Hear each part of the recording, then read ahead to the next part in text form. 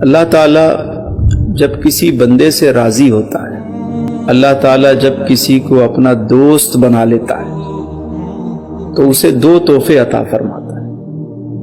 پہلا تحفہ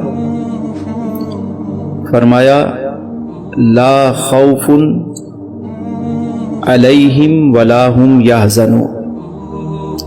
پہلا تحفہ یہ کہ اس کے اندر سے خوف ختم ہو جاتا ہے، خوف ختم ہو جاتا ہے، اور دوسرا تحفہ یہ کہ اس سے غم بھی ختم ہو جاتا ہے۔ جب رب تعالیٰ کسی کو اپنا دوست بناتا ہے تو یہ نہیں فرمایا کہ میں اسے بہت زیادہ مال دیتا ہوں نہ، یا میں اسے بہت زیادہ دنیاوی نعمتوں سے نواز دیتا ہوں، یہ نہیں فرمایا۔ یہ فرمایا کہ میں اسے دو تحفے دیتا ہوں۔ کون کون سے؟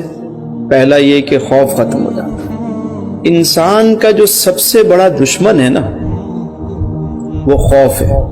انسان جب بھی مرتا ہے نا خوف سے مرتا ہے۔ آج دیکھیں کہ کوئی بھی واقعہ ہو جائے، ہم نے بچپن سے سنا ہے کہ سانپ کے کاٹنے سے بندہ نہیں مرتا، اس کے خوف سے مر جاتا ہے۔ گولی سے بندہ نہیں مرتا، خوف سے مرتا ہے، ہائے گولی لگ گئی۔ زندگی میں خوف ہی ایک ایسی چیز ہے جو انسان کو انزائٹی، ڈپریشن میں اور اسے طرح طرح کی بیماریوں میں جو ہے وہ مبتلا کرتا ہے۔ خوف ہے۔